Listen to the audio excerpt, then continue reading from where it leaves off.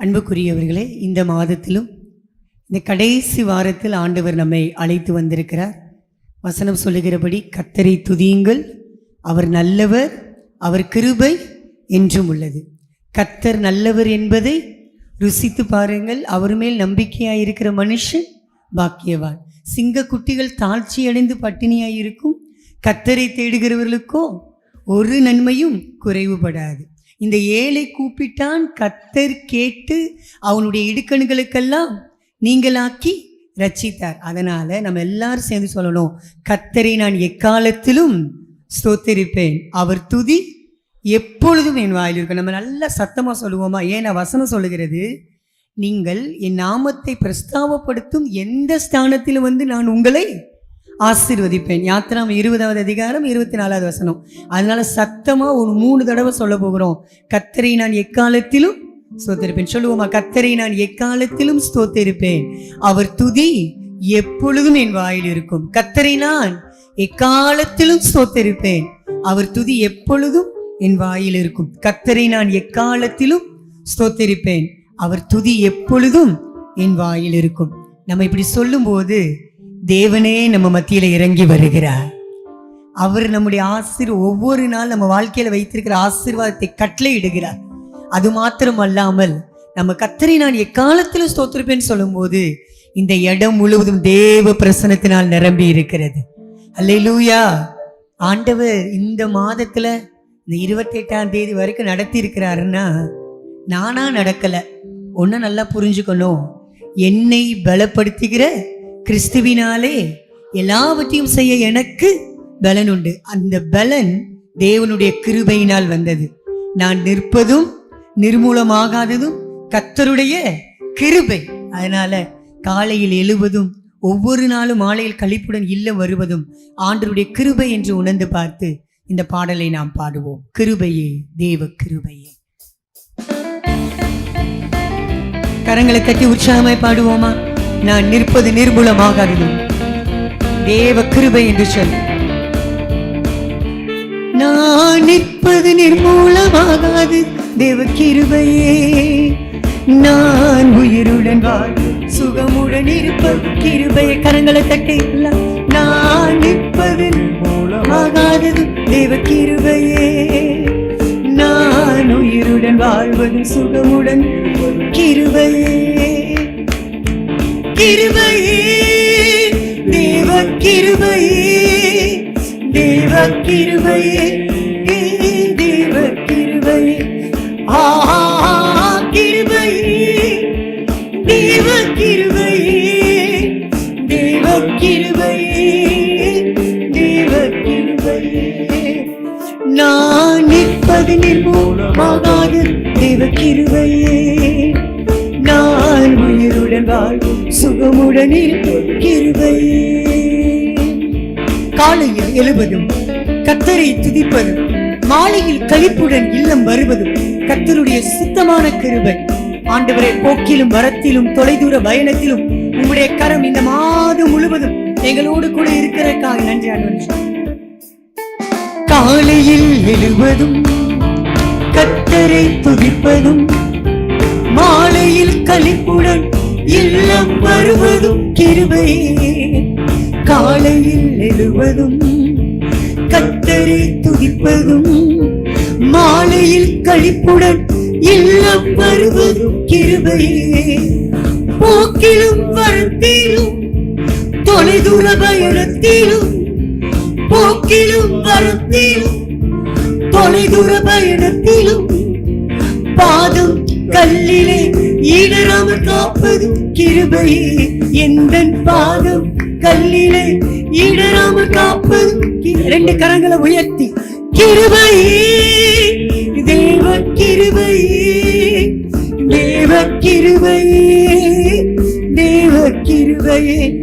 ஆ, கிருபையே, தேவ கிருபையே, தேவ கிருபையே, தேவ கிருபையே. நான் நிற்பது நிர்மூலமாகாது தேவ கிருபையே, நான் உயிருடன் வாழ்வது இருப்பது கிருபையே. அக்கினி நடுவினிலே என்னை எரிந்திட நேர்ந்தாலும் தூதனாக நின்று என்னை காப்பதும் ஆண்டவருடைய கிருபை. ஆழியின் நடுவிலும் சீரிடும் புயலிலும் ஆண்டவருடைய கரம் என்னோடு கூட இருக்கிறது என்று நாம் சொல்லலாம்.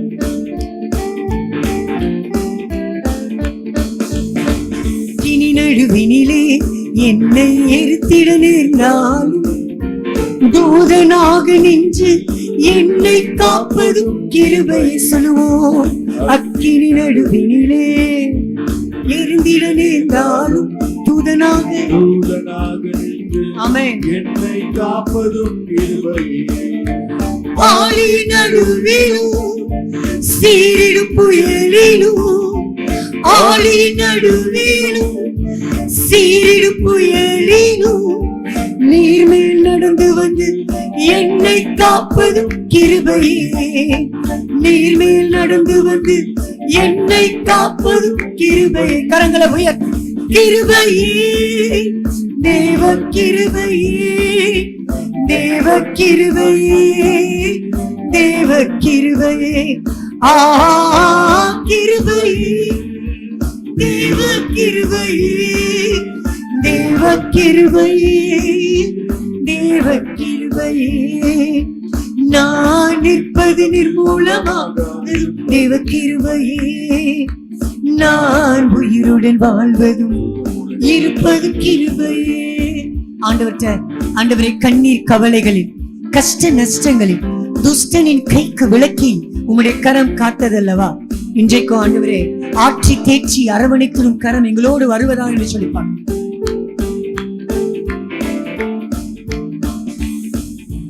கண்ணீர் கவலைகளில் கஷ்ட நஷ்டங்களில் துஷ்ட கைக்கு விலக்கி காப்பது கிருபையே.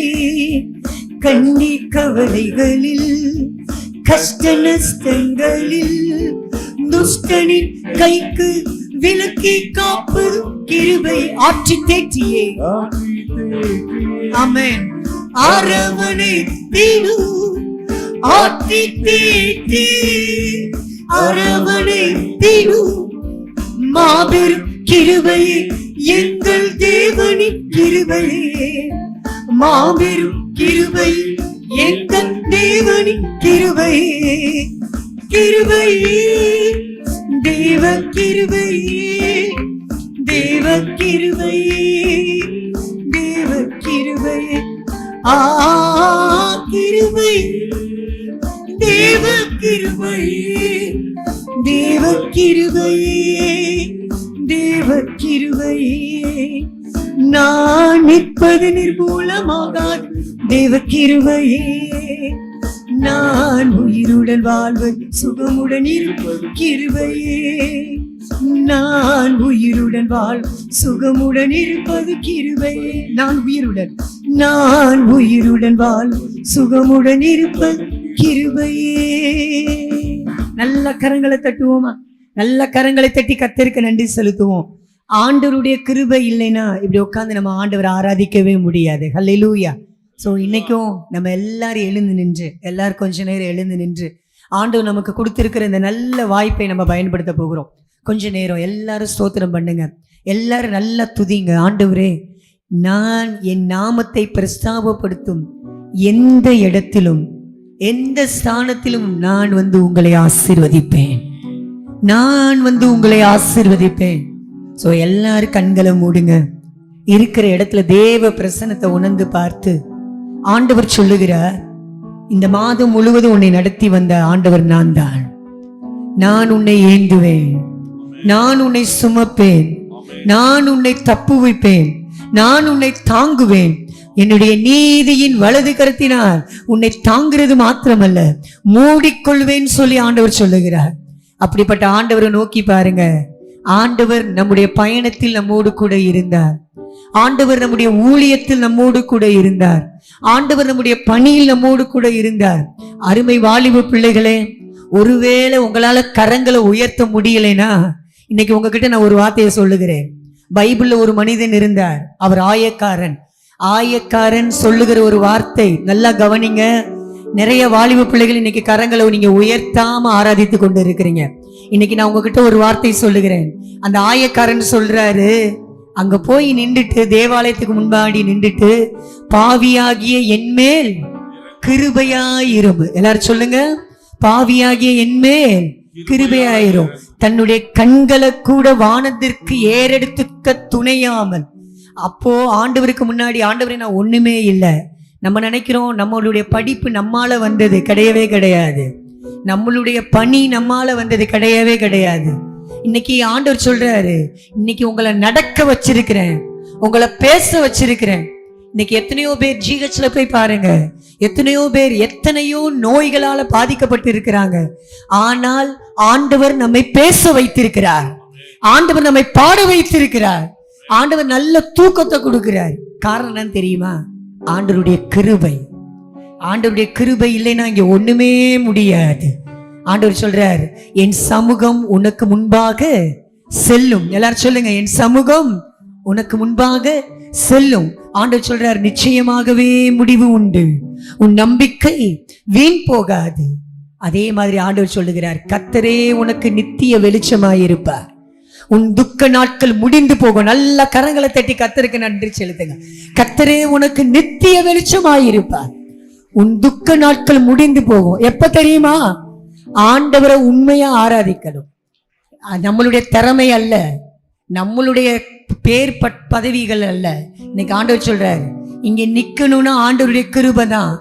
ஆண்டவர் நம்முடைய குடும்பத்துல நல்லபடியா வச்சிருக்கிறாருன்னா, திருச்சபையில சகல ஜனங்களுக்கு முன்னாடி விசேஷமானவங்களா வச்சிருக்கிறாருன்னா, ஒரே ஒரு வார்த்தையை மாத்திரம் உங்களுக்கு நான் சொல்லுகிறேன், கர்த்தருடைய கிருபை இல்லைனா ஒண்ணுமே இல்லை. கர்த்தருடைய கிருபை இல்லைனா, தகுதி இல்லாதவங்களுக்கு ஆண்டவர் கொடுக்கிற மிகப்பெரிய தகுதி. ஆண்டவர் சொல்றாரு, வார்த்தையினால் சொன்னதை கரத்தினால் நிறைவேற்றுவார். வார்த்தையினால் சொன்னதை கரத்தினால் நிறைவேற்றுவார். என்னைக்கு தெரியுமா? ஆண்டவருடைய கிருபையை எண்ணி பார்க்கும் போது நம்ப பண்ணின வாக்குகளை ஆண்டவர் நிறைவேற்றி முடிக்கிற தேவன். இன்னைக்கு ஆண்டவரை பார்த்து சொல்லுவோமா, மறவாமல் நினைப்பவரே, இயேசையா நிறைவேற்றி முடிப்பவரேன்னு சொல்லலாம்.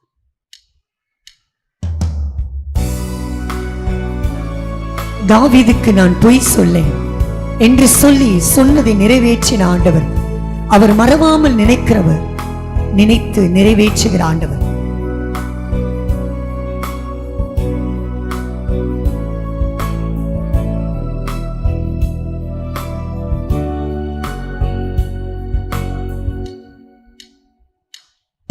நீர் நம்ப பண்ணின உந்தன் வாக்குகளை நினைத்து நிறைவேற்றுவே. நீர் நம்ப பண்ணின உந்தன் வாக்குகளை நினைத்து நிறைவேற்றுவீர். மறவாமல் நினைப்பவரை சொல்லுங்க, மறவாமல் நினைப்பவரே, இயேசையா நிறைவேற்றி முடிப்பவரே. மறவாமல் நினைப்பவரே, இயேசையா நிறைவேற்றி முடிப்பவரே. நீர் நம்ப பண்ணின, நீர் நம்ப பண்ணின உந்தன் வாக்குகள் ஆண்டவரே நினைத்து நிறைவேற்றுவே. நம்முடைய ஆண்டவர் யாருன்னு சொன்னா, அவர் உடன்படிக்கையின் தேவன். அவர் சொன்னதை செய்து முடிக்கிற ஆண்டவர். உண்மையில் பிசகாத ஆண்டவர். தாவீதுக்கு பொய் சொல்லாதவர். நம்முடைய வாழ்க்கையில சொன்ன வார்த்தைகளை நிறைவேற்றி முடிப்பார். இன்னைக்கு காலை நேரத்துல யாரெல்லாம் ஆண்டவருடைய வாக்குத்தத்தங்களை சுமந்து வந்திருக்கிறீர்களோ, ஆண்டவர் நிறைவேற்றி முடிப்பார் என்று சொல்லப்பார். உடன்படிக்கை தேவன்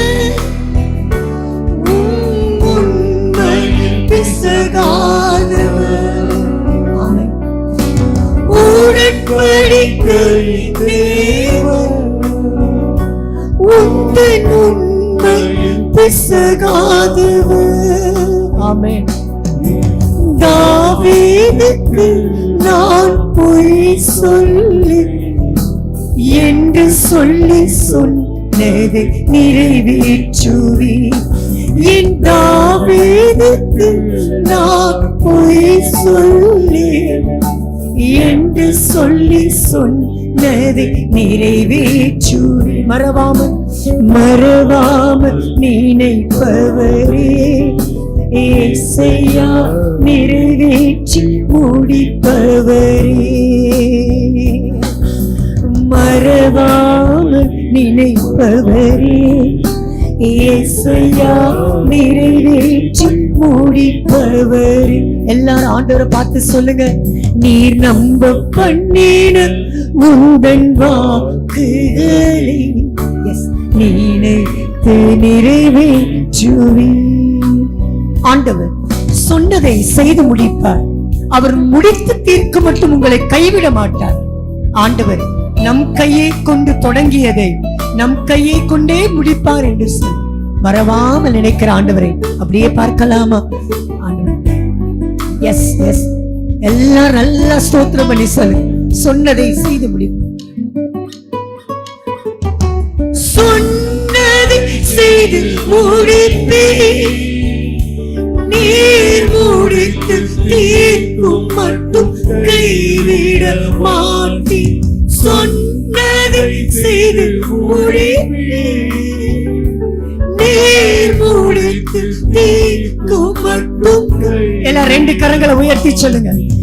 என் கையை கொண்டு தொடங்கினதெல்லாம் என் கையை கொண்டே நிறைவேற்றுவே. என் கையை கொண்டு தொடங்கினதெல்லாம் என் கையை கொண்டு நிறைவேற்றுவே. மறவாமல் நினைப்பவரே, ஏசையா நிறைவேற்றி முடிப்பவரே. மறவாமல் மறவாமல் எல்லாரும் மறவாமல் நினைப்பவரே, ஏசையா நிறைவேற்றி முடிப்பவரே. எல்லாரும் ஆமென். நீர் நம்ப பண்ணின உங்கள் நல்ல கரங்களை தட்டி கடைசியா நிறைவேற்றுவே. நீ நம்ப பண்ணின வாக்குகளை, நீர் நம்ப பண்ணின உந்தன் வாக்குகளை நினைத்து நிறைவேற்றுவே. நல்ல கரங்களை தட்டுவோம். நல்ல கரங்களை தட்டி கர்த்தருக்கு நன்றி செலுத்துங்க. என் கையை கொண்டு தொடங்கியது எல்லாம் என் கையை கொண்டே நிறைவேற்றுவேன். எவ்வளவு அருமையான வார்த்தை. ஆண்டவர் இன்னைக்கு உங்க வாழ்க்கையில சொல்லுகிறார். எதை உங்களை வச்சு செய்யணும்னு நினைக்கிறாரோ ஆண்டவர் இந்த உலகத்துல நிச்சயமாய் செய்து முடிப்பார். அதுக்கு நீங்க சொல்ல வேண்டிய ஒரே ஒரு வார்த்தை, ஆண்டவரே நான் உம்மை நம்புவேன், நான் உம்மை நம்புவேன், நான் உம்மை நம்புவேன். நம்புகிற உங்கள் ஒவ்வொருவருக்கு ஆண்டவர் மீண்டுமாய் சொல்லுகிறார், என் சமூகம் உனக்கு முன்பாக செல்லும். நிச்சயமாகவே முடிவு உண்டு. உன் நம்பிக்கை வீண் போகாது. கர்த்தரே உனக்கு நித்திய வெளிச்சமாய் இருப்பார். உன் துக்க நாட்கள் முடிந்து போகும். நன்றி ஆண்டவரே, இன்றைக்கு நீர் சொன்ன வார்த்தைக்காய் நன்றி என்று சொல்லி ஒரே ஒரு தடவை சொல்லி முடிக்கலாமா? மறவாமல் நினைப்பவரே, எல்லாரும்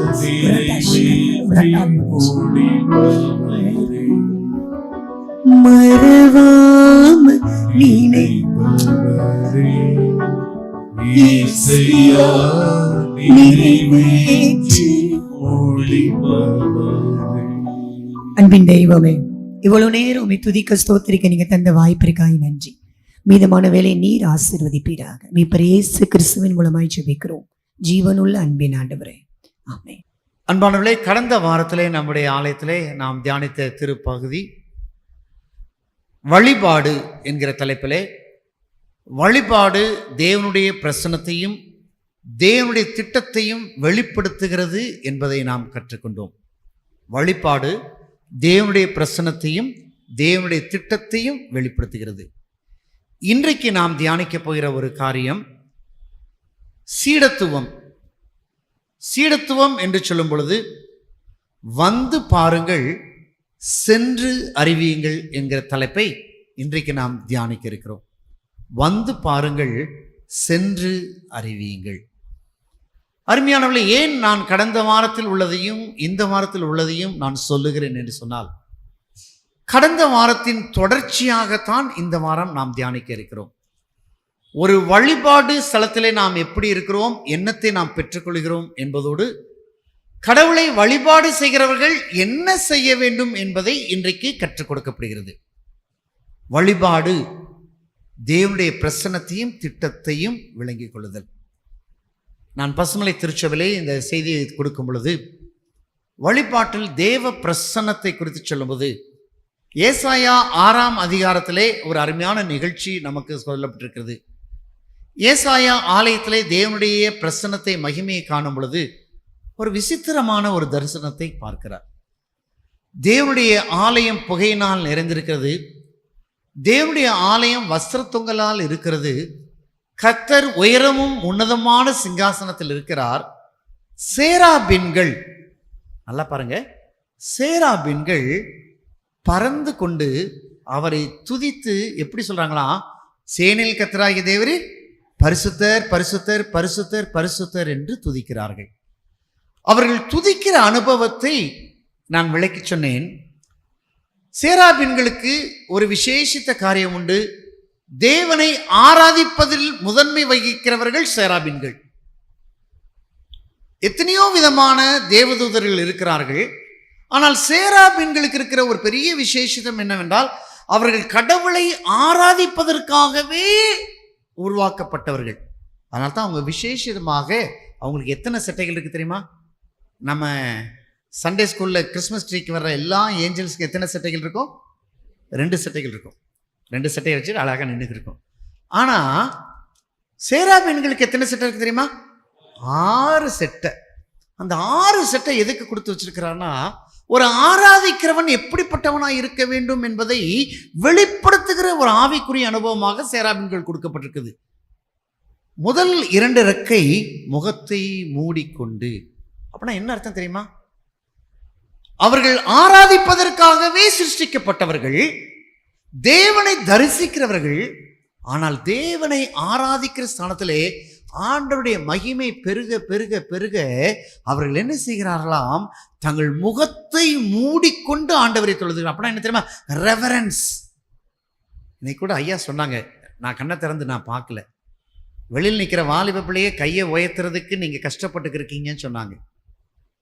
நான் கண்ணை திறந்து பார்க்கல, எந்த வாலிப பிள்ளைகளை பார்த்து சொன்னாங்கன்னு தெரியாது. கொஞ்சம் மனசுக்குள்ள வச்சுக்கோங்க. தேவனை ஆராதிக்கிற ஸ்தலத்தில் கடவுளை நம்ம எப்படி ஆராதிக்கிறோம்? சேராபீன்கள் உங்களுக்கும் எனக்கும் ஒரு எடுத்துக்காட்டு. முகத்தை மூடிக்கொண்டு, ஆனால் தேவ பிரசன்னத்தை உணர்ந்து. அடுத்த 2 சட்டைகள் என்ன செய்கிறது? கால்களை மூடிக்கொண்டு. ஏன் காலை மூடணும்? அது என்ன தெரியுமா? தாழ்மை. சொல்லுவாங்க, டேய் பெரியவங்க வராங்க, காலை மடக்கடா. காலை நீட்டிட்டு உட்காந்துக்கிட்டு இருக்கிறேன். அந்த காலத்தில் பெண்கள் என்ன செய்வாங்க தெரியுமா? உட்காந்துருப்பாங்க. ஏதாவது ஒரு ஆம்பளை வராரு, வீட்டில் இருக்கிறவங்க வராங்கன்னு சொன்னால் உடனே காலை சேலையை இழுத்து போடுவாங்க. கால் பாதம் கூட வெளியில் தெரியக்கூடாது. ஏன் தெரியுமா? ஹம்பிள்னஸ். இன்னைக்கு ஆண்டவர் எப்படி ஆராதிக்கிறோம்? ஒரு பெரிய கேள்விக்குறி. சேராபீன்கள் ஆண்டவரை ஆராதிப்பதற்காக தொழுது கொள்ளப்பட்டவர்கள், படைக்கப்பட்டவர்கள். காலை மூடி தொழுது கொள்கிறார்கள். முதல் ரெவரன்ஸ், 2வது ஹம்பிள்னஸ். அடுத்து எத்தனை செட்டை இருக்கு? அந்த 2 செட்டை வச்சு என்ன செஞ்சாங்க? ஏன் பறந்துக்கிட்டு இருக்கிறாங்க? நிற்க வேண்டியதானே? ஏன் பறந்துக்கிட்டு இருக்காங்க? அதுக்கு ஒரு காரணம் உண்டு. ஆண்டவரை உண்மை ஆராதிக்கிற நாங்கள், நீர் என்ன சொன்னாலும் அதை செய்வதற்கு சித்தமாக இருக்கிறோம். நாங்கள் உண்மை ஆராதிக்கிற பிள்ளைகள் மாத்திரமல்ல, உங்களுடைய சித்தத்தை நிறைவேற்றுவதற்கு எந்த செகண்ட் ஆராதிக்கிற நேரத்தில் உங்களுடைய வாயிலிருந்து ஒரு வார்த்தை வந்தால் அதை செய்வதற்கு நாங்கள் சித்தமாக இருக்கிறோம் என்று சொல்லி பறந்து கொண்டிருக்கிறவர்கள். அப்படி என்றால் ஒரு திருச்சபையை ஆண்டவர் எதிர்பார்க்கிறார். ஆண்டவரை ஆராதிக்கிற பிள்ளைகள் தேவனுக்கு கொடுக்கிற கணத்தை கொடுக்க வேண்டும், தேவனுடைய சமூகத்தை தங்களை தாழ்த்த வேண்டும், தேவனுடைய சித்தத்தை நிறைவேற்ற வேண்டும். இதை செய்வதற்காகத்தான் அந்த ஏசாயாட்ட சொல்றாரு, யார் என் காரியமாய் போவான் சொன்ன உடனே ஏசாயா என்ன சொல்ல தெரியுமா? இதோ நான் போகிறேன் ஆண்டவரே. தேவனுடைய திட்டம். அப்படி என்றால் ஒரு திருச்சபையின் வழிபாடு எதை கற்றுக் கொடுக்கிறது என்றால், ஆண்டவரை ஆராதிப்பது மாத்திரமல்ல, தேவ திட்டத்தை நீங்களும் நானும் செய்ய வேண்டுமா? அதன் தொடர்ச்சி தான் இன்றைக்கு நாம் சிந்திக்க போகிறோம். சீஷத்துவம். வந்து பாருங்கள், சென்று அறிவியுங்கள். அருமையானவர்களே, தேவனை வழிபடுகிற ஒவ்வொரு பிள்ளைகளையும் ஆண்டவர் எப்படி அழைக்கிறார் தெரியுமா? உங்களையும் என்னையும் சீஷராக அழைத்திருக்கிறார். ஒருவேளை நம்ம வேதக்காரங்க சொல்லலாம், கிறிஸ்தவங்கன்னு சொல்லலாம், ஆண்டவரால் கழுவப்பட்ட ரட்சிக்கப்பட்டவர்கள் சொல்லலாம், எல்லாம் நீங்க சொல்லலாம். ஆனா பேசிக் குவாலிட்டி, எல்லாரும் ஞானஸ்நானம் பெற்றுக்கிறோம்ல, எல்லாரும் ஞானஸ்நானம் பெற்றுக்கிறோம்ல, பிதா குமாரன் பரிசுத்தாவின் நாம. அப்படின்னா ஞானஸ்நானம் பெறும்போது ஆண்டவர் ஒரு கட்டளை கொடுக்குறாரு, நீங்கள் புறப்பட்டு போய் சர்வ சிருஷ்டிக்கும் சுவிசேஷத்தை அறிவித்து பிதா குமாரன் பரிசுத்தாவின் நாமத்தினாலே ஞானஸ்நானம் கொடுத்து அவர்களை எனக்கு சீஷராக்குங்கள். நீங்க பெரிய விசுவாசியா இருக்கலாம், that's good, but fundamental, I am a disciple, I am a disciple, நான் சீஷன். இன்னைக்கு இந்த காலையில் ஆண்டோடைய சமூகத்தில் உட்காந்துருக்கும் போது நம்ம சொல்லுவோமா, நான் சீஷன்? சொல்லுங்க பார்க்கலாம், நல்லா சொல்லாமா, நான் சீஷன். இந்த உணர்வு நமக்கு வேண்டும். அருமையானவர்களே, இந்த சீஷன் என்று சொல்லும்போது அவனுக்குள்ள ஒரு சீஷத்துவம் இருக்க வேண்டும், ஒரு பிலாசபி இருக்க வேண்டும். சீஷத்துவம் என்ன? அந்த சீஷத்துவம், நான் சீஷனாய் இருக்க வேண்டும் என்றால் எனக்குள் சில குணலட்சணங்கள் இருக்க வேண்டும். அதை இன்னைக்கு ஆண்டவர் எதிர்பார்க்கிறார். அப்படி என்றால் ஆண்டவர் ஒரு திருச்சபையை பார்க்கும் பொழுது எப்படி பார்க்கிறாராம்? சீஷர்கள் நிறைந்த கூட்டமாக, தேவனுடைய திருத்திட்டத்தை நிறைவேற்றுகிற கூட்டமாக ஆண்டவர் பார்க்கிறார். சரி, சீஷத்துவத்துடைய முதல் தன்மை என்ன என்று சொல்லி பார்க்க வேண்டும் என்றால், யோவான் எழுதின நற்செய்தி நூல் எடுத்து வைத்துக் கொள்வோம். 1ஆம் அதிகாரத்திலே அங்கே ஒரு அழைப்பை குறித்து நாம் பார்க்கிறோம். ஒரு சீஷனுக்கு இருக்க வேண்டிய முதல் காரியம் என்னவென்றால், யோவான் 1ஆம் அதிகாரம் 38ஆம் வசனத்தை வாசிக்கலாம்.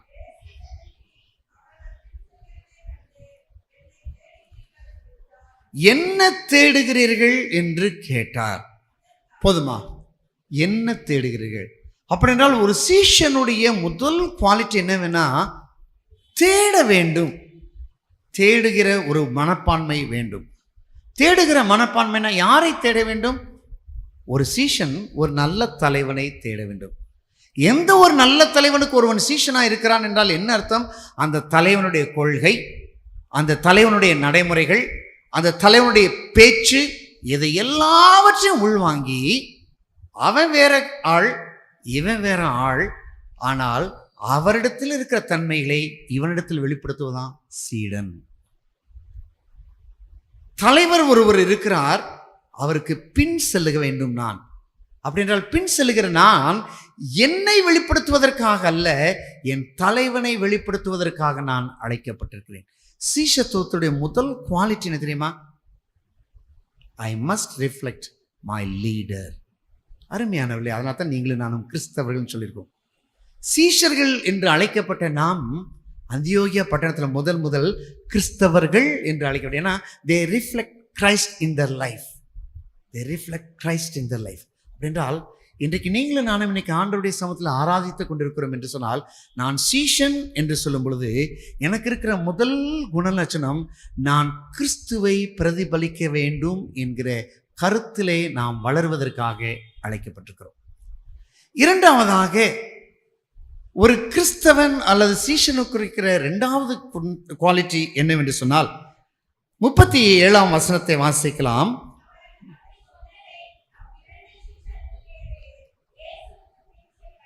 ஒரு நல்ல தலைவனை பார்க்க வேண்டும் இருந்த சீஷர்கள் நினைச்சாங்க. யோவான் கேட்கிறாங்க, இங்க போயிட்டு இருக்கிறது யாரு? அவர் சொல்றது, இதான் உலகத்தின் பாவத்தை சுமத்திருக்கிற தேவாட்டுக்குட்டி. இந்த அதிகாரத்தில் பார்க்கணும்னா 2வது நாள் என்ன நடக்கு தெரியுமா? அதே போல இயேசு வருகிறார். ஆண்டவராய் இயேசுவை பார்த்த உடனே அந்த யோவான் சொல்லுகிறார், இதோ உலகத்தின் பாவத்தை சுமத்திருக்கிற தேவாட்டுக்குட்டின்னு சொன்ன உடனே அவங்க என்ன சொல்றாங்க தெரியுமா? அப்படி சொன்னதை அவ்விரண்டு சேஷனை கேட்டு இயேசுவுக்கு பின் சென்றார்கள். இந்த சீஷத்துவத்துடைய இரண்டாவது குவாலிட்டி என்ன தெரியுமா? பின் செல்லுதல். என் அருமையானவர்களே, சீஷனாய் இருக்க வேண்டும் என்று சொன்னவன் முன்னால் அல்ல, கிறிஸ்துவுக்கு பின்னால் நடக்க வேண்டும். அப்படி என்றால் இன்றைக்கு இந்த காலை வேளையில் நாம் கற்றுக்கொள்கிற காரியம், நான் ஒரு சீஷனாய் இருக்க வேண்டும் என்றால் நான் கிறிஸ்துவை பிரதிபலிக்க வேண்டும். நான் கிறிஸ்துவை பிரதிபலிக்க வேண்டும் என்றால் நான் என்ன செய்யணும்? என்னை கிறிஸ்துவுக்கு முன்பதாக அல்ல, எனக்கு முன்பதாக கிறிஸ்துவை நான் நிறுத்த வேண்டும். எவ்வளோ பெரிய காரியம் பார்த்தீங்களா? The quality of the discipleship. கடவுளையும் முன்னிறுத்துகிற காரியம். அதனால தான் சங்கீதக்காரனாகிய தாவீது என்ன சொல்ல தெரியுமா? கர்த்தரை எப்பொழுதும் எனக்கு முன்பாக வைத்திருக்கிறேன், அவரின் வலது பசத்தில் இருக்கிறபடினால். அவனை சீஷன் என்ன செய்யுமா? எப்பவுமே தன்னுடைய தலைவனை முன்வைத்து அவருக்கு பின் செல்லுகிற காரியம். அப்படின்னா என்ன தெரியுமா? அவருடைய அடிச்சுவடில் செல்ல வேண்டும், அவருடைய போதனையில் செல்ல வேண்டும், அவருடைய வாழ்க்கையை போலவே நாம் வாழ வேண்டும். அப்படின்றால் எதற்காக நீங்களும் நானும் அழைக்கப்பட்டிருக்கிறோம்? திருச்சபைக்கு இந்த தலைப்பை இன்றைக்கு கொடுக்கப்படுகிற சீஷத்துவம். முதலாவதாக அவரை போலவே வாழு, இரண்டாவதாக அவரை பின்பற்று, மூன்றாவதாக சீஷத்துவத்துடைய குணநலனை குறித்து நாம் பார்த்தோம் என்றால் 39ஆம் வசனத்தை வாசிக்கலாம்.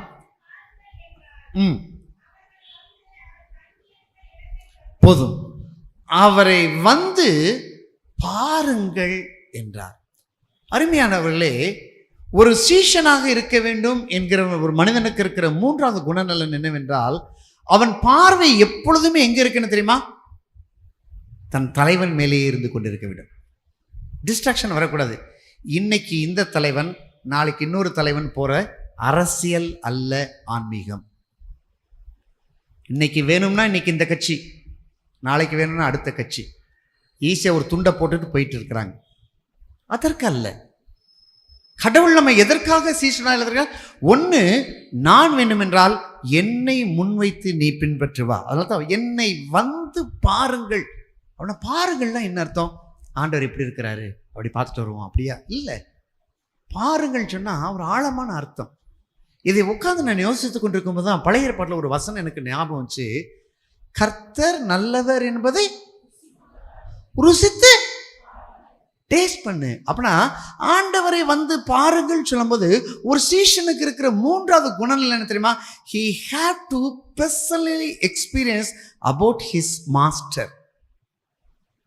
அவரை பார்க்க வேண்டும், அவரை ருசிக்க வேண்டும். அருமையானவர்களே, நீங்களும் நானும் எதற்காக அழைக்கப்பட்டிருக்கிறோம் என்று சொன்னால், ஆண்டவரை வந்து பார்த்து அவர் ருசிப்பதற்காக அழைக்கப்பட்டிருக்கிறோம். இன்னைக்கு எல்லாருமே ஆண்டவர் ருசிச்சிருக்கிறோம், அப்படிதானே? இல்லை, ஏதாவது சந்தேகம் இருக்குதா? இல்லையா, நான் இன்னும் ஆண்டவரை ருசிக்கலை அப்படின்னு யாரும் சொல்றவங்க இருக்கிறீங்களா? கட்டாயம் இருக்க மாட்டீங்க. எல்லாரும் ஆண்டவரை ஒரு வகையில் நம்ம ருசிச்சு பார்த்துருக்குறோம், ருசித்து பார்த்துருக்குறோம். ஆனால் ருசித்து பார்க்கிற நாம் சீஷத்துவத்தின்படி ருசிக்கிறோமா என்பதை பார்க்கணும். பல வருடங்களுக்கு முன்பதாக நான் சின்ன பையனாக இருக்கும்போது ஒரு ஹோட்டலுக்கு நான் போயிருந்தேன். மதுரை பட்டணத்தில் இருக்கிற ஒரு சாதாரண ஒரு சின்ன ஹோட்டல். ரொம்ப வருஷம் நான் சின்ன பையனாக இருக்கும்போது ட்ரௌசர் போட்டுக்கிட்டு இருந்த காலத்தில் எங்கள் அப்பா அம்மா சாப்பிட கூப்பிட்டு இருந்தேன். சாப்பிட்டுட்டு அந்த இலையை தூக்கி கொண்டு போய், அப்போல்லாம் ஒரு சின்ன ஒரு ஓட்டை போல் வச்சுருப்பாங்க. அந்த ஓட்டைக்கு பின்னால் என்ன இருக்கும்? ஒரு பக்கெட் வச்சுருப்பாங்க, இல்லாட்டா ஒரு தொட்டி இருக்கும். அந்த தொட்டிக்குள்ளே போய் அந்த இலையை போட்டுட்டு கை கழுவுவோம். அப்படி தானே பழைய காலத்துலாம் அப்படி தான் நம்ம ஹோட்டலில் நம்ம செய்வோம். அப்படி கழுவ போடுற இடத்துல ஒரு வாசகம் எழுதியிருந்தது. அது இன்னைக்கும் எனக்கு மனசில் ஞாபகம் இருக்குது. அந்த வாசகம் என்ன தெரியுமா? அன்பர்களே, ருசியாய் இருந்தால் மற்றவரிடம் சொல்லுங்கள், குறை இருந்தால் என்னிடம் சொல்லுங்கள். என்ன அழகான வார்த்தை! இன்னைக்கு எனக்கு மனசுல இருக்கு. அப்ப நான் ருசித்து பாருங்கள் சொன்னா என்ன அர்த்தம் தெரியுமா? நல்ல லட்டு இருக்கு, நானே சாப்பிட்டு அடுத்த லட்டு சாப்பிட்றதுக்கு இல்லை, நான் நல்லா சாப்பிட்டேப்பா, அந்த லட்டு நல்லா இருக்கு, நீ சாப்பிடு. ருசித்து பார்க்கறோடைய அனுபவம் என்ன தெரியுமா? நான் மற்றவங்ககிட்ட நான் பட்ட ருசிப்பை நான் சொல்லணும். இன்னைக்கு கொஞ்சம் யோசித்து பாருங்களேன், ஹோட்டலை பற்றி எவ்வளோ அழகாக சொல்கிறோம். இன்னைக்கு யூடியூப்பை திறந்தாலே ஷார்ட்ஸ் வருது. அந்த ஷார்ட்ஸை பார்த்தாலே எத்தனை வருது? எத்தனை ஹோட்டல், மதுரையில் எந்த முக்கில் எந்த ஹோட்டலில் என்ன சாப்பிட்டா நல்லா இருக்குன்னு க்ளீனாக பட்டியல் வந்தது. ஏன் தெரியுமா? அவன் அங்கே போய் சாப்பிட்ருக்கிறான். அந்த புரோட்டாக்கு 4 சால்னா ஊற்றி சாப்பிட்ருக்கிறான், ருசிச்சதை சொல்கிறான். அருமையானவரே, சீஷருடைய முக்கியமான குணம் என்ன தெரியுமா? ஆண்டவரை ருசித்த நாம் மற்றவிடத்தில் சொல்லுவதற்காக அழைக்கப்பட்டிருக்கோம். முதல் பகுதியெல்லாம் நமக்கு ரைட். ஆண்டவர் நான் முன்வைக்கிறேன், ஆண்டவரை நான் பின்பற்றுகிறேன், ஆண்டவரை நான் ருசிக்கிறேன். ஆனால் ருசிக்கிற நீங்களும் நானையும் ஆண்டவர் பார்த்து கேட்கிறார், a church should be a mission oriented church. ருசித்த நீ மற்ற இடத்துல நீ போய் சொல்லணும், மற்ற இடத்துல நீ போய் சொல்லணும். That is the mission. அதை ஆண்டவர் எதிர்பார்க்கிறார். ஒரு திருச்சபை ஆண்டவர் எதிர்பார்க்கிறதுடைய நோக்கம் என்னவென்றால், இங்கே வந்து ஆண்டவரை ஆராதித்து விட்டு போவதற்காக மாத்திரமல்ல, நீங்க செய்ய வேண்டிய கடமை ஒன்று இருக்குன்னு ஆண்டவர் உங்களுக்கு மீண்டும் மீண்டும் நினைவூட்டுவதற்காகத்தான் இன்னைக்கு இந்த செய்தி. அன்னைக்கு சீஷர்களும் இயேசுவும் மறுரூப மலையில உச்சில போய் நிக்கிறாங்க. காண கிடைக்காத ஒரு காட்சி பேதுருவுக்கும் யோவானுக்கும் யாக்கோபுக்கும் கிடைக்கிறது. என்ன காட்சியை பார்க்கறாங்க?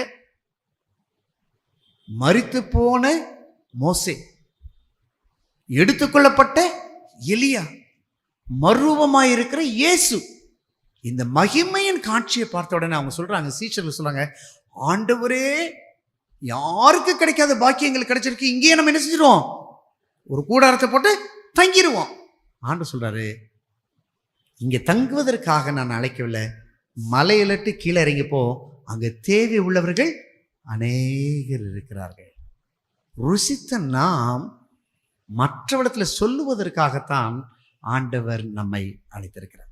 என் அருமையான தேவச்சனமே, நாம் மிஷனரிகளை அனுப்புவது மாத்திரமல்ல, மிஷனரிகளுக்காய் கொடுப்பது மாத்திரமல்ல, மிஷனரிகளுக்காய் ஜெபிப்பது மாத்திரமல்ல, ஆண்டவர் எப்படி இருக்கிறார் தெரியுமா?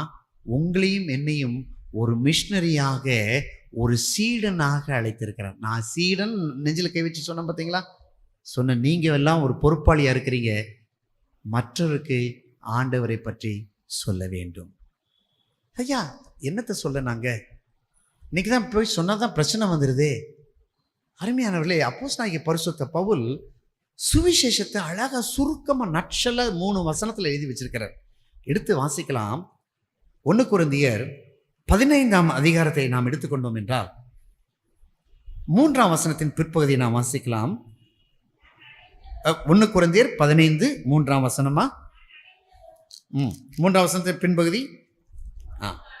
கிறிஸ்துவானவர் வேத வாக்கின்படி நம்முடைய பாவங்களுக்காக மரித்து, த காஸ்பல், நற்செய்தியை நீங்க அடுத்தவங்கிட்ட பார்க்கும்போது சொல்லணும். என்ன சொல்ல தெரியுமா? எப்பா, ஒரு காலத்துல நான் பாவம் செஞ்சேன், ஆண்டவரை ருசிச்சு பார்த்தேன், பாவ மன்னிப்பின் நிச்சயத்தை நான் பெற்றிருக்கேன், அவர் உன் பாவத்துக்காக மரித்திருக்கிறார். சிம்பிள்.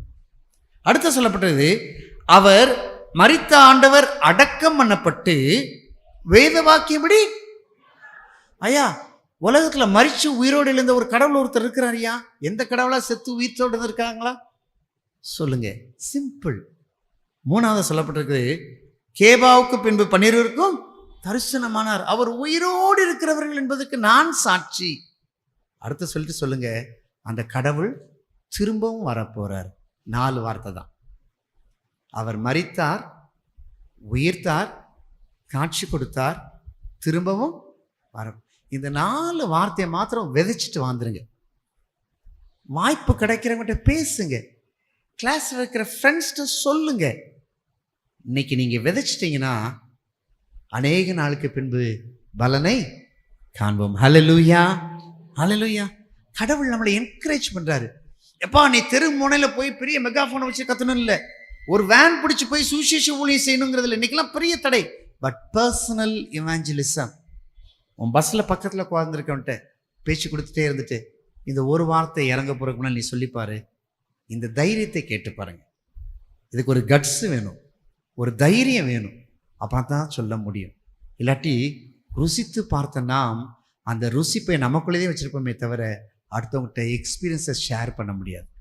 இன்னைக்கு சீஷத்துவம் அப்படின்னா ஆண்டவர் என்ன சொல்ல, நீ எக்ஸ்பீரியன்ஸ் பண்ணதை தயவுசெய்து அடுத்தவங்ககிட்ட நீ சொல்லு.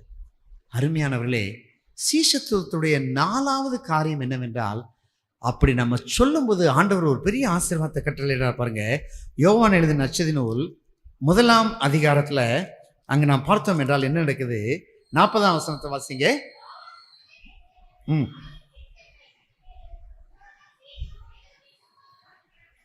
அந்த 2 பேர்ல ஒருத்தன் யாரு? அந்திரேயா என்பவன் என்ன செய்றாரு? 41ஆம் வசனத்துல, அவன் முதலாவது தன் சகோதரனாகிய சீமோனை கண்டு மேசியாவை கண்டோம் என்று சொன்னான். மேசியா என்பதற்கு கிறிஸ்து என்று அர்த்தமாம். அடுத்த வருஷம் வாசிங்க.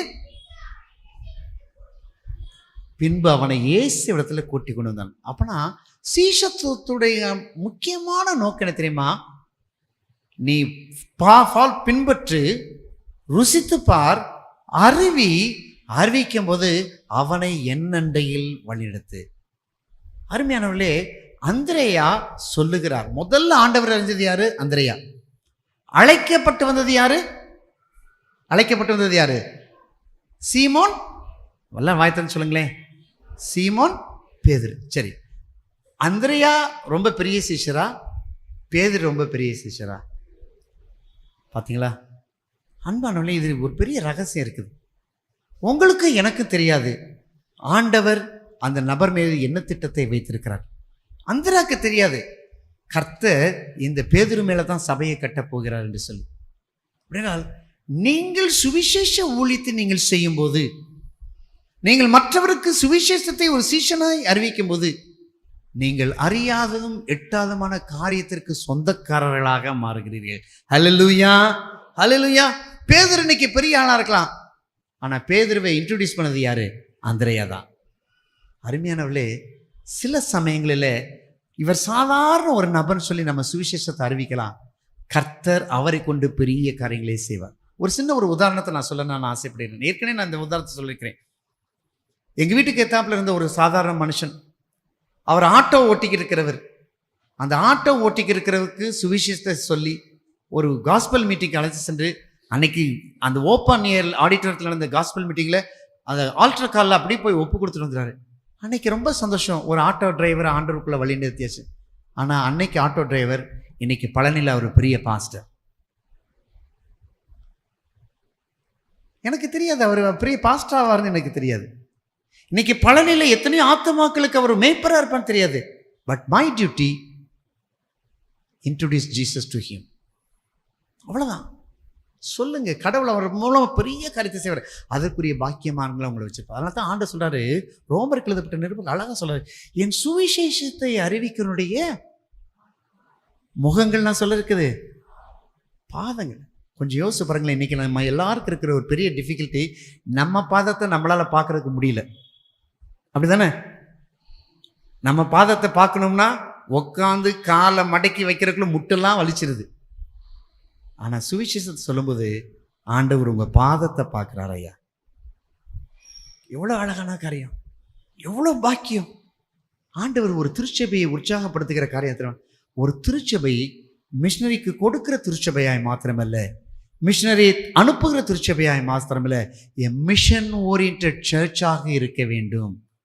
அப்படிப்பட்ட உயிருள்ள சாட்சிகளாக ஆண்டவர் நம்மை அழைத்திருக்கிறார். அருமையானவர்களே, இப்படிப்பட்ட பாக்கியத்தை ஒரு சர்ச் செய்யும்போது, சர்ச்சில் இருக்கிற ஒவ்வொரு விசுவாசியும் போய் ஆண்டவரை பற்றி அடுத்தவங்களுக்கு சொல்லும்போது, அந்த சர்ச்சுக்கு இருக்கிற ஆசீர்வாதம் என்ன, அந்த தனிப்பட்ட மனுஷனுக்கு இருக்கிற ஆசீர்வாதம் என்ன, அந்த கம்யூனிட்டி, கிறிஸ்டியன் கம்யூனிட்டிக்கு இருக்கிற குடும்பத்திற்கு ஒரு ஆசீர்வாதம் என்ன என்று சொல்லி 3 ஆசீர்வாதங்களையும் நான் சுருக்கமாய் சொல்லி முடிக்க ஆசைப்படுகிறேன். நாம் எடுத்து வைத்துக் கொள்வோம். சகரியாவின் புஸ்தகத்தை நாம் எடுத்துக்கொள்வோம். சகரியாவின் புஸ்தகம் 8ஆம் அதிகாரத்தை நாம் எடுத்துக்கொள்வோம். முதல் ஆசீர்வாதம் என்ன தெரியுமா? இப்படி சுவிசேஷத்தை சொல்லுகிற ஒரு திருச்சபைக்கு, ஒரு தனி மனிதனுக்கு, ஒரு குடும்பத்திற்கு ஆண்டவர் சொல்லுகிற ஆசீர்வாதம் 19ஆம் வசனத்தில் சொல்லப்பட்டிருக்குது.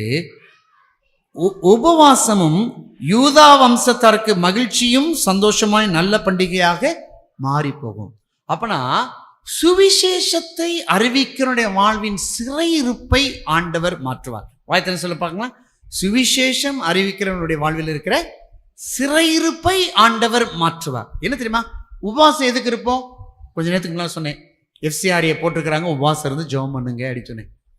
அப்படி உபவாசம் இருந்து ஜெபம் பண்ணும்போது, அந்த ஆண்டவருடைய வார்த்தைகளை அறிவிக்கிற பிள்ளைகளாக நாம் இருக்கும் பொழுது என்ன நடக்குமா? ஆண்டவர் உபவாசத்தை பண்டிகை நாட்களாய் மாறும். அதான் இன்னொரு விதத்தில் எப்படி சொல்லுங்க, உங்கள் துக்கம், உங்கள் கவலைகள், கண்ணீர் எல்லாம் ஆண்டவர் கொடுக்குற முதல்ல வாக்குத்தத்தம். உங்கள் வாழ்க்கையில் இருக்கிற கஷ்டங்கள், கவலைகள் மாறணும்னு சொன்னால் ஒரு குழு ஆண்டவர் கொடுக்குறாரு. நீ என்னை பற்றி அடுத்தவன்ட்ட சொல்லு, நீ சொல்லி பாரு, ஆண்டவர் ஆசீர்வதிப்பார். இன்னைக்கு நம்ம சர்ச்சில் ஒருத்தவங்களுக்கு ஒருத்தவங்க சொல்லி ஆலயத்திற்கு அழைத்து வரப்பட்டவர்கள் எத்தனையோ பேர் இருக்கிறாங்க. அது மகிமையான ஒரு காரியம். இன்னும் சொல்லுங்க, ஆலயம் நிரம்பி வழியும், காலியாக இருக்கிற இடமெல்லாம் நிரம்பி வழியும். நிரம்பி வழிகிற கரம் நம்மகிட்ட இருக்குது. நாம் செய்ய வேண்டியது நம்முடைய கடமை. அப்படின்னு நான் முதல்ல சொல்லும்போது, சுவிசேஷத்தை அறிவிக்கும் போது முதல் ஆசீர்வாதம் என்ன என் ஆண்டவர் என் பாதத்தை பார்க்கும்போது எனக்குள்ள வருகிற ஆசீர்வாதம், என் சிறையிருப்புகளை ஆண்டவர் மாற்றுவார். இரண்டாவது ஆசீர்வாதம் என்ன என்று சொல்லி நாம் பார்த்தோம் என்றால், அங்கே சொல்லப்பட்டிருக்கு பாருங்க, 22ஆம் வசனம்.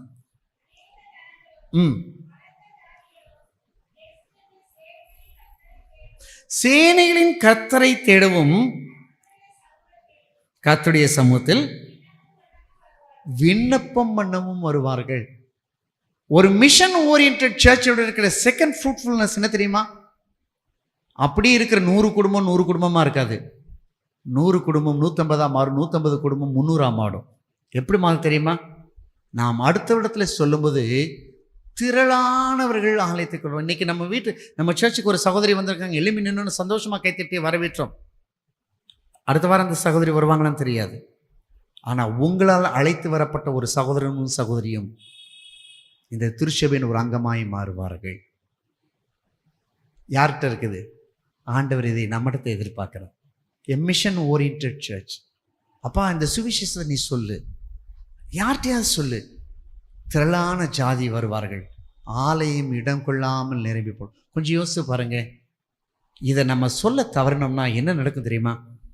ஒரு காரியத்தை நான் சொல்கிறேன். ஃபாரின்லேருந்து மிஷினரி வந்தாங்க. ஃபாரின்லேருந்து டென்மார்க்லேருந்து வந்தாங்க, ஐரோப்பாவிலேருந்து வந்தாங்க, அமெரிக்காவிலேருந்து வந்தாங்க, ஸ்வீடன்லேருந்து வந்தாங்க, இங்கிலாந்துலேருந்து வந்தாங்க. ருசித்தவர்களாக இங்கே வந்து சொன்னாங்க. ஆனால் அங்கே ருசித்து பார்த்தவன் பக்கத்து வீட்டில் சொல்லாதனால இன்றைக்கி என்னாச்சு தெரியுமா? என்னாச்சு? இன்னைக்கு ஃபாரின்ல என்ன நடக்குது? சர்ச்சஸ் எல்லாம் பாரா மாறி போச்சு. நாம் சுவிசேஷத்தை அறிவிக்க தவறினோம் என்றால் the day will come, we will be vanished. அதான் இன்னைக்கு இங்கே தமிழ்நாட்டிலேருந்து வடநாட்டுக்கு சுவிசேஷத்தை கொண்டு போயிட்டோம். தமிழ்நாட்டில் சுவிசேஷத்தை சொல்றதுக்கு யாரும் இல்லை. கொஞ்சம் யோசிச்சு பாருங்க. ஒரு பெரிய கொஸ்டின் மார்க் ஆண்டவர் எதிர்பார்க்கிறார். சுவிசேஷத்தை சொல்லுகிறவர்கள் எங்கே இருக்கிறார்கள்?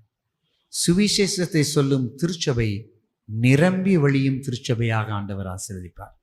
நிறைவாக சுவிசேஷத்தை சொல்லுகிற ஒரு திருச்சபை, ஒரு சீடத்துவத்தின் அனுபவத்தை ருசித்து பார்க்கிற ஒரு திருச்சபை, அது எப்படிப்பட்ட திருச்சபையாக இருக்கும் தெரியுமா? 23ஆம் வசனத்தை வாசிங்க. அந்நாட்களில் பலவித பாஷைக்காரராகிய புறஜாதியாரில் 10 மனுஷர் ஒரு யூதனுடைய வஸ்திரத்தை உங்களை பிடித்து. அப்பனா பாருங்க, ஒரு ஆளுக்கு நீங்க சுவிசேஷத்தை சொல்லும்போது உங்க பின்னால் ஒரு 10 பேர்னா எத்தனை பேர்னு யோசிச்சு பாருங்க. இதை வச்சே கால்குலேட் பாருங்க. ஒரு 150 குடும்பம் இருக்குன்னு வச்சுக்கோங்க, 150 × 10ன்னு வச்சுக்கோங்க. என்னாச்சு? எங்கேயோ போயிடுச்சுல்ல. எத்தனையோ ஆராதனை நடத்தணும் நம்ம. இப்போ என்ன சொல்றாரா? 10 பேர் யூதனுடைய வஸ்திரத்தை உங்களை பிடித்துக்கொண்டு தேவன் உங்களோடு இருக்கிறார் என்று கேள்விப்பட்டோம், ஆகையால் உங்களோட கூட போவோம் என்று சொல்லி அவனை பற்றி கொள்வார்கள் என்று யார் சொல்றா? ஆர்வி சிங் போதகரையா சொல்லல. யார் சொல்றாரு? யார் சொல்றாரு? எவ்வளவு பெரிய அனுபவம். உங்க கையை பிடிச்சிட்டு உங்களால் அழைத்து வரப்பட்ட விசுவாசி உங்க பக்கத்துல இருந்து உட்கார்ந்தா எப்படி இருக்கும்? எவ்வளவு பெரிய காரியம். ஒரு யூதனுடைய வஸ்திரத்தை உங்களை 10 பேர் பிடித்துக்கொண்டு ஒரு வார்த்தை சொல்றாங்க. என்ன வார்த்தை? உன்னோடு கர்த்தர் இருக்கிறார்கள் என்பதை நான் தெரிந்து கொண்டேன். ஒரு சீஷன் ஆண்டவரை ரிஃப்ளெக்ட் பண்ணும்போது கிடைக்கிற பெரிய பாக்கியம், மற்றவர்கள் நம்மில் கிறிஸ்துவை காண வேண்டும். ஹல்லேலூயா. அந்த 10 யூதர்கள் தூங்கிக்கிட்டு சொல்லுவாங்களா, புறஜாதியர் சொல்லுவாங்களா, யூதன் பிடிச்சிட்டு, உண்மையிலே நாங்கள் கடவுளை பார்க்கிறோம், கர்த்தர் உங்களோடு கூட இருக்கிறார். இதே ஸ்டேட்மெண்ட்டை ஒரு மனுஷனுக்கு சொல்லுவாங்க. யார் தெரியுமா? பழைய ஏற்பாட்டில் இதே ஸ்டேட்மெண்ட்டை இன்னொரு மனுஷன்ட்ட சொல்லுவாங்க. கர்த்தர் உன்னோடு இருக்கிறதை நாங்கள் அறிந்து கொண்டோம். யார் இந்த மனுஷன்? சத்தமா சொல்லுங்க. ஹல்லேலூயா. ஈசாக்கை பார்த்து சொன்னாங்க. என்ன சொன்னாங்க தெரியுமா? அவன் போற இடம்லாம் துறவை விட்டுவான், எல்லாம் மூடி போட்டுக்க. சண்டை போட மாட்டாரு, வாக்குவாதம் பண்ண மாட்டாரு. சண்டையும் வாக்குவாதம் இல்லாத இடத்துல அவன் போய் தோண்ட தோண்ட தோண்ட என்ன நடக்கும் தெரியுமா? தண்ணீர் வந்துகிட்டே இருக்கும். கடைசி அபிமெலேக்கு அவன் கூட்டத்தார வந்து, இதுக்கு மேல மண்ணை போட்டு மூடுறதுக்கு முடியாதுப்பா, கர்த்தர் உன்னோடு கூட இருக்கிறார் என்பதை நாங்கள் கண்டோம். ஹல்லேலூயா, ஹல்லேலூயா. அருமையானவர்களே, வாக்குவாதத்துக்கு வாக்குவாதம் பதில் அல்ல. வாக்குவாதத்திற்கு அமைதி பதில், கடவுள் உங்களை ஆசீர்வதிப்பார். அப்போ சொல்லுவாங்க, கர்த்தர் உங்களோடு கூட இருக்கிறார் என்பதை நாங்கள் அறிந்து கொண்டோம் என்பதை சேனைகளின் கர்த்தர் சொல்லுகிறார். அப்படின்றால் இன்றைக்கு சிஎஸ்சி குட் சமாரியனை பார்த்து ஆண்டவர் கேட்கிற ஒரு வார்த்தையாக தான், அன்பானவர்களே, என்னை ருசிக்கிறதுல நீங்கள் யாருமே குறைவல்லாத, ஆனால் நல்லா ருசிச்சிருக்கிறீங்க, ருசிச்சதை போய் சொல்லுங்கள் என்று ஆண்டவர் சொல்லுகிறார். சொல்லுவோமா? சொல்லுவோமா? எப்படி இருக்கு பாருங்க. ஒருத்தன் வஸ்திரத்தை உங்களை 10 பேர் தொங்கிக்கிட்டே வந்தாங்கன்னா எப்படி இருக்கும்? உங்கள் 2 பிள்ளையை பிடிச்சிட்டு நீங்கள் கோயிலுக்குள்ள வந்தால், குடும்பமாக வந்தாலே இவ்வளோ சந்தோஷமாக இருக்குது. உங்களால் அழைத்து வரப்பட்ட ஆத்மாவோடு நீங்கள் வந்தீங்கன்னா எப்படி இருக்கும்? அதுதான் திருச்சபை. அதுதான் திருச்சபை. இன்னைக்கு ஆண்டவர் அதை எதிர்பார்க்க.